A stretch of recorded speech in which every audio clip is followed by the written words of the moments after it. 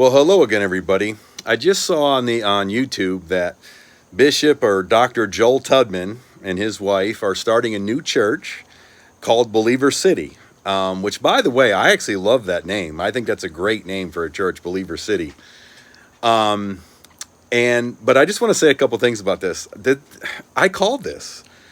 I knew this was going to happen once he made the announcement and said we are going to stay in Florida. And if you don't know, Bishop Joel Tubman is the guy that got fired from Bishop Henry Fernandez's church.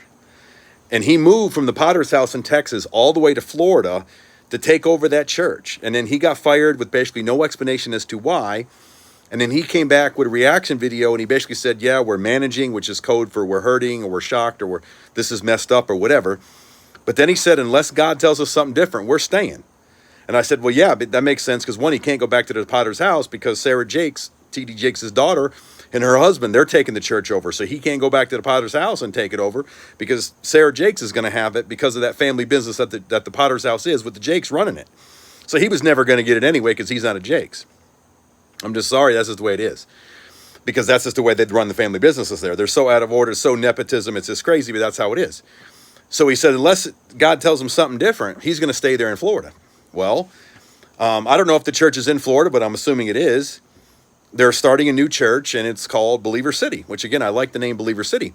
But I called this. I said, look, if he's not going to leave Florida and he's going to stay there, and he said he was going to continue his online ministry, which he did, I said, all he's doing is just keeping things afloat and keeping things together so he can launch and start his own church. Once they get a new building, whatever, they're going to start their own church.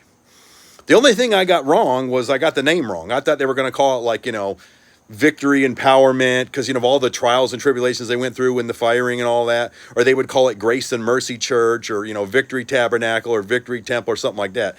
They called it Victory or Believer City. And I'm glad to be wrong on that because I like that name much, much more better. Okay. But I called this. I said, he's just trying to keep those, the coals of the fire burning, to keep those embers lit, if you will, long enough to start a new fire somewhere else. I.e., he's going to do his online ministry long enough to keep those his old members that, joined the church while he was leading it. And he's going to take those new members, whatever, and this is going to be a church split.